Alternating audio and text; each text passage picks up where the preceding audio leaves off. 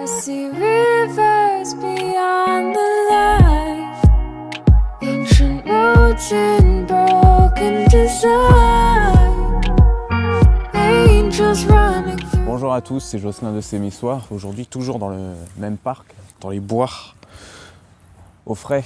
Donc, le sujet, ce sera pourquoi la vie c'est dur, pourquoi les obstacles. Je ne sais pas comment je vais l'intituler sur YouTube, mais c'est ça l'idée.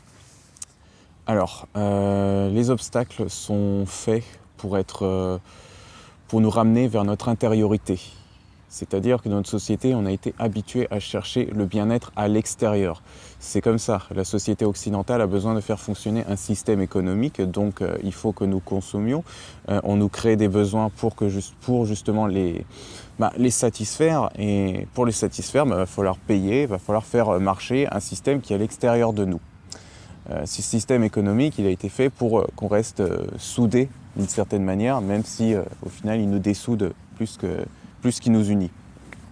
Et aujourd'hui, le challenge, c'est de retourner vers notre intériorité. Et ça, même, c'est un challenge. Parce qu'on peut se faire confiance qu'à nous-mêmes pour nos ressources intérieures. Notre intériorité, c'est notre pilier, notre repère le plus sûr. C'est ça qu'on sait vraiment que ça ne partira pas, que c'est vraiment ancré en nous.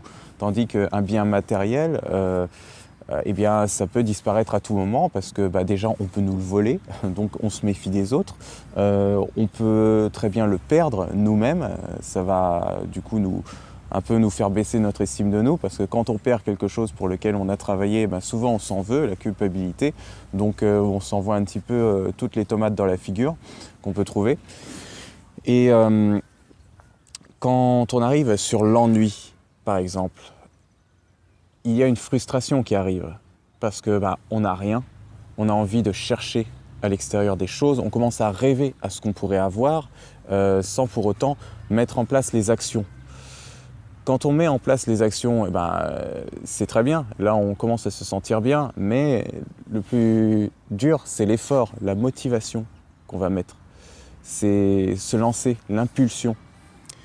Et cette impulsion-là, elle a à refaire, à reproduire à chaque fois, puisque nous avons été habitués à avoir le bien-être immédiat, le plaisir immédiat. On nous a appris, depuis tout petit, que si on voulait quelque chose, il fallait le prendre à l'extérieur.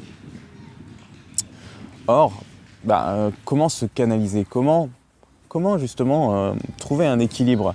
Ne pas avoir d'émotions intenses, d'émotions qui nous dévalorise, autant dans notre estime de nous-mêmes ou dans notre foi en l'humanité. Et là, je vous invite à voir les obstacles comme des challenges avant tout, des défis.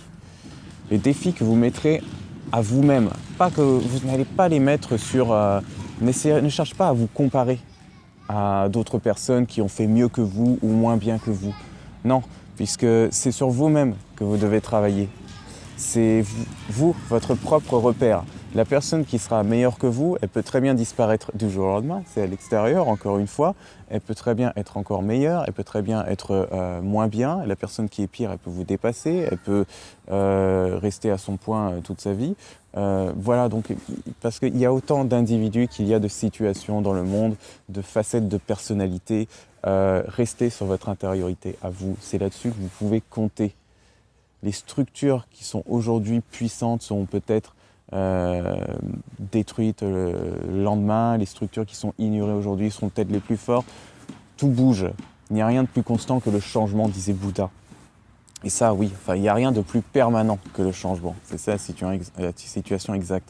Parce que l'être humain résiste contre ce qui est. Je crois que je vais pas en dire plus, on va pas dépasser le temps limite, même si j'ai fait court. Eh bien, je fais des séances d'échange où j'aide les personnes à travailler justement sur leur intériorité et à pouvoir trouver une sorte d'équilibre vis-à-vis de ce qu'ils ressentent, travailler sur leurs émotions, que leurs émotions soient à leur service plutôt que eux au service de leurs émotions. Voilà, c'est ça l'esprit. Si vous avez aimé cette vidéo, vous pouvez liker, la partager, me suivre sur YouTube ou sur Facebook. Et Voilà, et ben je vous dis à la prochaine pour une autre vidéo. Salut! flowers.